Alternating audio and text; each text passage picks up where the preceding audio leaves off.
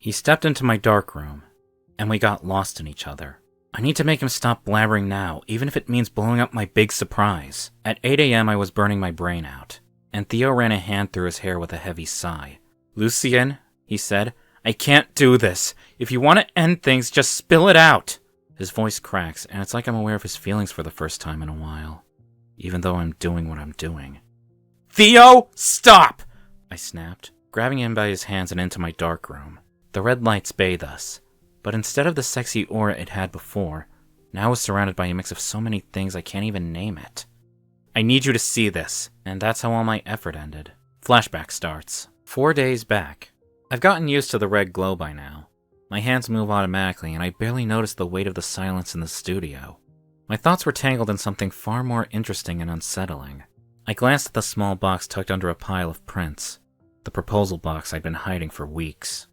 Every time my eyes fell on it, I got terrified and anxious. How would he react? Can I make it work the way things have been between us lately?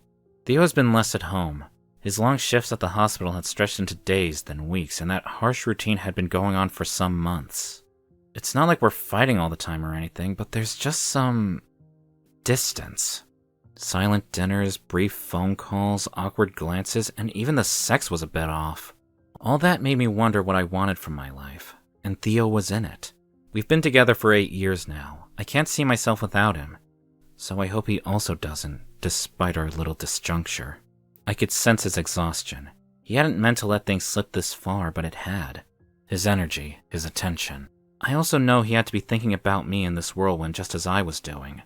But if I started paying attention to those thoughts, I would freeze. Sighing, I returned to my work, taking some photos out of the elevator, when I heard a step outside magically. I looked confused at my arm clock, and that was 2 hours before the usual. I fumbled with the photo, trying to focus and get out my crazy, doubtful ideas. Then I heard a knock on the door. "Can I come in?" he asked, his voice muffled. My breath caught in my throat, and I couldn't exactly respond, so I murmured something. He went in, and his voice was deliciously warm and familiar. "Hey, what are you up to?" I jumped so hard I knocked over a roll of films. "Théo!" I barked, clutching my chest like I'd just had a heart attack. "Do you need to sneak in like that?" He furrowed his brow and gave a little cackle. "I literally just opened the door. And knocked. Are you okay?" "Yup," I yelled, stepping in front of a pile of prints, my hands twitching nervously, fearing that he might see something. "It's all good. Perfect. Why wouldn't it be?" He narrowed his eyes, suspicious. His gaze drifted to my hands, then to the pile at my back. "What are you hiding?" "Hiding? Me? Nothing, babe," my voice cracked. "It's just spare lenses, for my cameras. Always gotta have spares." Théo crossed his arms, giving me that look. The one that said, "Why are you holding a lens like it's top secret?" It's delicate," I sputtered, stepping back. "I've seen you literally throw lenses into your backpack without a case before." "This one is very special. Can't do that." His eyes lit up. "Special, huh? It's vintage? Or wait, is it another camera?" "Lucien, we don't have any more room for your cameras. Our shelves are full of your collector things." "It's not a camera!" I snapped, trying not to let my panic show. He took a step closer. "Then what is it?" I moved my back, but it was too late. The box chose that moment to betray me, slipping from my chaotic hands and hitting the floor with a soft thud. Both our eyes moved to it. "Lucien?" His voice held a mix of curiosity and suspicion. "No!" I lunged, grabbing the box faster. "It's nothing!" He gave me a funny look. "You tackled a box of nothing." "I'm not a toddler, honey." I shoved it behind my back again, forcing a grin that hurt my mouth. "Just don't worry, it's private." Theo's expression shifted, now a mischievous smirk creeping on his lips. "Private, huh? Is it a surprise for me?" He laughed as I panicked. Okay, I'll leave you alone with your Mr. Private project." He turned to leave, and I let out a breath of relief, my shoulders finally relaxing. But before he closed the door, he looked back at me. "It better not be a camera," he smiled, leaving for good. As the door shut, I collapsed against the darkroom counter with a mix of relief and panic. Somehow the tension from before has been eased a bit, but was it really? Or was I just telling myself it was so I could not believe Théo might be playing along to pretend everything was fine? Would I survive until Friday? I asked the reddish walls. The next day, I would have stayed in bed if I knew a coffee could almost ruin a relationship. I decided to surprise Théo at the hospital after he texted me that he was taking a little break while changing shifts. I thought, how could I brighten up his day? Oh, maybe his favorite latte and a little romance. So I stopped by our favorite cafe, carefully wrote a sweet note on the cup, and waited in line, feeling very smug about myself. The note was perfect. It read, "For Théo, the guy who saves lives and my heart." Cute, right? I even did the heart thing on the eye. The cafe was packed, buzzing with chatter, the machine's hums, and the sharp whiff of burnt espresso that somehow felt deliciously good. I stood at the pickup counter, scanning every cup the barista placed down like a hawk. This wasn't just a coffee, it was my moment. Finally, the barista called out, "Théo!" I stepped forward, ready to claim my Boyfriend of the Year award, when someone else beat me to it. "I'm Théo," he said, his voice ringing out, confident and way too cheerful. I looked as the guy in a leather jacket and aviator's glasses swooped in, snatching the cup right off the counter. "Wait, no, that's not yours!" I stammered, reaching out. Leather jacket Théo inspected the cup, squinting at the note. "Aw, this is cute," he said, reading it aloud. "For Théo, the guy who saves lives and my heart. That's really sweet, man. Thanks." "It's not for you," I all but yelled, waving my hands around like a lunatic. "It's for my Théo, with an H and an accent." But Leather Jacket Théo was already taking a smug sip. "Wow, hazelnut. Great choice. You've got good taste, bro." At this point, I was full-on panicking. My romantic gesture had been hijacked. Worse, the hijacker was enjoying it. I glanced desperately at the barista, who just shrugged. "No refunds." "Refunds?" I sputtered. "This isn't about refunds. This is about," I moaned in frustration, "Théo with an H and a cute accent. The one I'm dating."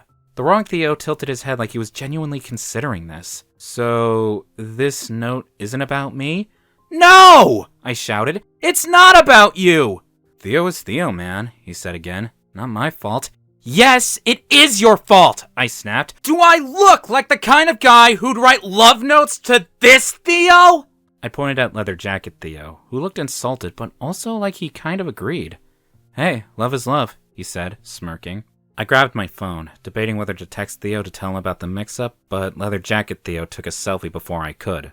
I froze. "What are you doing?" "Sharing the love," he said, snapping a photo of himself holding the cup, the note clearly visible. I mean, if someone thinks I save lives in their heart, who am I to argue? I gawked as he walked away, the latte in his hands. The barista was no help, and also the crowd. Now I was standing there, latte-less, with a fresh dose of frustration in my chest. By the time I got the replacement, the note idea felt pointless, so I trudged toward the hospital with a plain, boring latte. The damage to my heart was done, and before I could even digest it, my phone buzzed. It was Théo. Please don't. There it was, the first pop-up. "Lucien? Who the hell is Théo?" And the second. Followed by a third. "And why does Théo have my latte? And why does Théo think I'm amazing?" I stopped dead on the sidewalk, nearly dropping the coffee. How had Théo gotten Théo's number? And more importantly, why was this happening to me? I ran through the rest of the distance, meeting him in the hospital's garden, out of breath. "I can explain," I said, handing him the latte like it was some terrible kind of peace offering. He chuckled, and my heart softened a bit. "Is this my coffee?" he asked, eyebrow raised. "Yes," I said, holding it out like a white flag. "No random Theos involved." Théo took the cup but didn't drink it. Do I need to be worried about Théo showing up here, thinking we're soulmates? "Absolutely not," I said firmly. He wasn't even that good-looking. Theo's eyebrows shot up. "Oh, so you noticed what he looked like." "I was trying to figure out if I could tackle him and grab the cup back." Théo finally cracked, laughing as he took his first sip. "You're ridiculous." "Me? You're the one who thinks I'm out here accidentally flirting with strangers via coffee cups." "Well, next time just hand me the coffee directly, or I'll start thinking you're hiding a stash of Theo's over there," he said. "That's what I was trying to do." "Oh, shut up," he muttered, but I couldn't help smiling as he took his first sip. As he walked back to work, I followed, shaking my head. Disaster? Yes. But at least I'd gotten him to laugh. The next day, I was sitting on the couch, the clock marking 8 p.m. Marcel, our cat, was in my lap, purring while I caressed his chin. He didn't know what was going on, but I sure did. The proposal speech was the most important part, and I should know the right words to say to Théo. "Théo," I muttered in the cat's direction, trying a new line. "Théo, I love you more than the stars in the sky." No, that's ridiculous," I said, and the cat meowed, so I knew I was right. Too dramatic. Let's try again. Theo, my life has been better every day since I met you. Will you? I grumbled, frustrated. My nerves had kicked in as I glanced over at Marcel, squeezing his face as a calming toy. Will he hate me, I said. Who is going to hate you? Theo's sound waved the room, and I was startled. Jesus, I whispered. That's when everything went sideways. I turned to face him just as he walked into the living room. He was still wearing nothing but a towel wrapped around his waist, his hair damp from the shower. The scent of soap wafted through the air, and he stopped near me, his eyes narrowing slightly toward me and the cat. Well, who's gonna hate you? I blinked, suddenly fumbling for words. Marcel! He looked at me with perplexity. The cat is going to hate you. Yes, do you see? I talk to him too much. He must think I'm crazy, and also I bitch to him all the time, squeezing and petting him. He hates me, I'm 100% sure. He massaged his temples. You don't fool me, Lucien, he sighed. Why are you acting so weird? Are you hiding something from me? My heart was beating too fast for my own good. I'm not hiding, I snapped a little too quickly. I'm just using him as my therapist, okay? Theo's eyes hardened slightly. Call your mother and ask for an indication, dummy. Why should I spend the money if I have Marcel over here? I grabbed the cat and put him face to face with mine, smiling, trying to act cool. He wasn't buying it. Lucien, I can tell when you're hiding something. Do you think I'm stupid or what? Great, now he was pissed. I'm serious, Theo, it's no biggie. And you're not stupid, I tried to calm him down. So, what is it? He asked again, hand on his exposed waist. It's nothing, I'm just being nonsensical, okay? Theo stared at me for a long moment, his expression shifting from confusion to frustration. You're being more than just nonsensical, Lucien. You've been acting weird all week, and now you're telling me it's nothing? If it's nothing, why won't you tell me what's going on? He shouted, and I felt my world become small. I opened my mouth, but no words came out. I had been so caught up in the proposal that I hadn't realized how much I was pushing him away. I was starting to see the walls he was building around himself. Marcel got off my lap. The frustration in Theo's eyes was too much to ignore. Forget it, he muttered, shaking his head. I don't know what's going on, but I don't like this. Whatever this is. It feels like I'm the last to know, and you're keeping something from me. So fine. Do whatever you're doing, Lucien, but don't forget, I live in this house too. He turned and stormed out of the room, leaving me frozen. My chest tightened, and I glanced at the spot where the cat had been just moments ago. Great, I muttered to myself, my stomach in knots. Just perfect. I sat back on the couch, my heart sinking, knowing that whatever I was planning wouldn't be as simple as a sweet proposal. It wasn't just the words anymore. It was that Theo felt completely shut out, and I'd been too caught up in my own nerves to realize how much it was eating at him. The next day, the Darkroom was my sanctuary. I've been there more hours than outside. The chemical scents were as familiar as Theo's smell, and I didn't even notice when Alexa finished with one of my playlists and started another random one. When Adele's Someone Like You began playing, I vaguely thought, that's a good song, before diving back into the delicate work of perfecting the photos. The soft, haunting melody filled the space, but it barely registered through the quiet hum of my mind as I focused. I'm pretty sure it played Too Good at Goodbyes, Set Fire to the Rain, Love Hurts, and some others. It wasn't until the door banged open that I realized something was wrong. I turned, a bit startled, to see Theo standing there, looking like he just walked out of a sad romance movie. His eyes were glassy, his expression torn between disbelief and hurt, and he clutched a kitchen towel like a lifeline. Theo? I said, confused. What's Lucien? His voice cracked, barely a whisper as he entered the room. Are you trying to tell me something? My brain blanked. What? The music, Lucien, he blurted, gesturing wildly toward the speaker, the words spilling out in a rush. You've been here listening to breakup songs for almost an hour. What? I turned to the speaker, realizing for the first time that Adele had been replaced by Billie Eilish singing, I don't relate to you. I don't relate to you, no. It's okay, he interrupted, voice rising. If you're unhappy, just say it. I can take it. I mean, it'll hurt, but... Theo, stop! I yelled, holding up my hands. It's not what you think. You don't have to protect my feelings, he shouted, his voice breaking. His hands shook slightly as he wiped his eyes. I thought we were happy, but if you're not... Theo, it's just a playlist! I grabbed a towel, my heart racing, trying to clean up the developer fluid I'd spilled in my panic. A breakup playlist, he snapped, his voice fragile, on the edge of tears. No, it's just background music. I didn't even pick it. His expression faltered, shifting from heartbreak to confusion. You didn't pick it? I groaned, throwing the towel into the sink in frustration. No, it just started playing after the others ended. I've been too busy to change it. He blinked at me, still processing. Slowly his shoulders sagged with relief. Oh. Yeah, oh. I crossed my arms and glared at him. You just stormed in here like some overdramatic soap opera character for no reason. Well, excuse me for thinking my boyfriend might be emotionally preparing to dump me. He threw up his hands. You've been acting so strangely. Don't be mad at me for overreacting. I let out a long breath. Next time, just ask before you start losing it. I did ask! We stared at each other for a long moment, the tension thick between us, until something shifted. The anger started to melt away, and then, almost unbelievably, he burst out laughing. I stared at him, blinking in disbelief. What's so funny? He grinned through his tears, wiping his eyes. Just imagining you crying over Adele while developing photos. It's a whole vibe. I rolled my eyes, my lips twitching. But then I sighed, shaking my head. I swear you're impossible. He chuckled softly, but there was something in his eyes. A quiet sadness lingering beneath the surface. The laughter faded, and we were left standing there. The weight of it all suddenly heavy in the room. I looked at him, suddenly feeling how much I'd been avoiding what was really bothering me. He stood there for a second, his expression softer but still kind of hurt.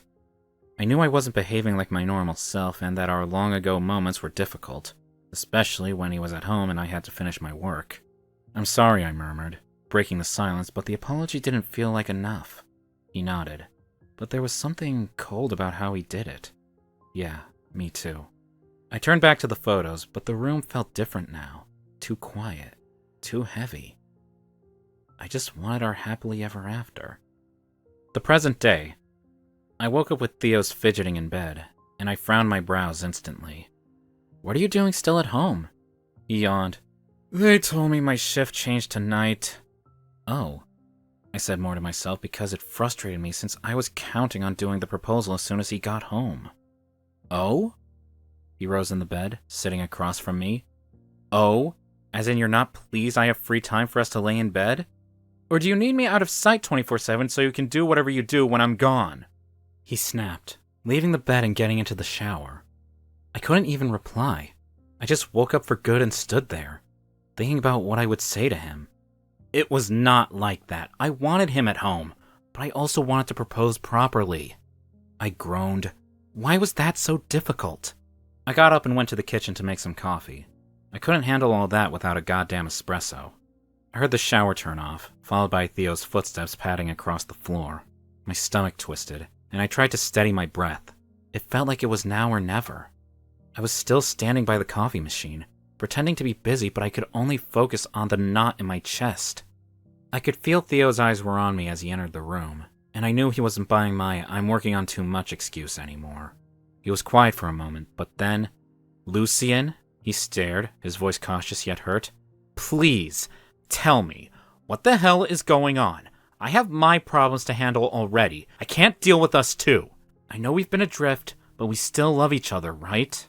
I didn't look at him, hoping I could figure out how to dodge the question without giving away the whole thing. But it wasn't going to work. Lucien, he said, you're still not talking. Of course, I thought. I'm trying to make all my neurons work here. Theo looked like he was about to cry. I can't do this. If you want to end things, just spill it out for God's sake. His voice cracks, and it's like I'm aware of his feelings for the first time in a while, even though I'm doing what I'm doing. I felt the pressure in my chest build until it finally burst. Theo, stop! I snapped. His eyes widened, but before he could say anything, I grabbed him by the wrist and pulled him toward the hallway, dragging him toward the darkroom. He stumbled a little, but followed me without protest. The red lights bathe us, but instead of the sexy aura it had before, now it's surrounded by a mix of so many things I can't even name. I need you to see this. The flashback ends. I pointed to all the photos hanging, the big box covered with mementos of our lives together, and a pile of roses on the floor that I was about to spill all over the place before he came back home. Got it now? I'm trying to surprise you, but you're making it impossible, I yelled. My O wasn't because I don't want you here. How could I not? Spend the morning in bed with my hot boyfriend? Of course I want it. He widened his eyes again in a mix of shock and laughter.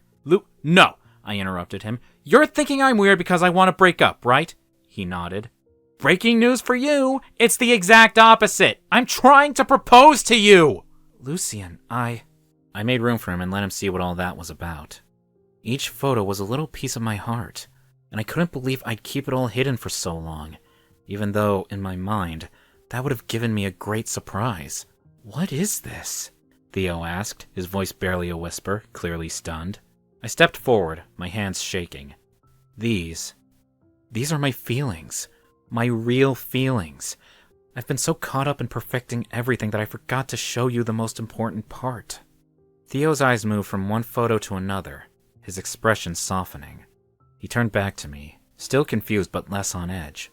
But why did you push me away? I thought you didn't want me here. I felt like I was an intruder, he asked, his voice quiet. I looked down, my chest tightening again, because I didn't want to ruin it. I wanted to do this right, but clearly I suck at this. Théo went silent for a long moment, his eyes darting from the photos to and back again. He ran a hand through his wet hair. The frustration mingling with relief was so clear that it looked like we were under the blue sky, not my Red Sea. I really thought you were trying to dump me, he said lowly. I thought I was losing you. I felt my heart drop in my chest. Théo, I'm sorry, I muttered. I never meant for you to feel that way. He stepped closer, his hand reaching out slowly. You've been planning this all along? I nodded, biting my lip.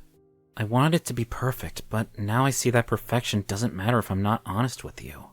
I've been trying so hard to do it right, but all I had to do was just be with you. Théo's eyes softened as he stepped closer, gently touching my face. Lucien.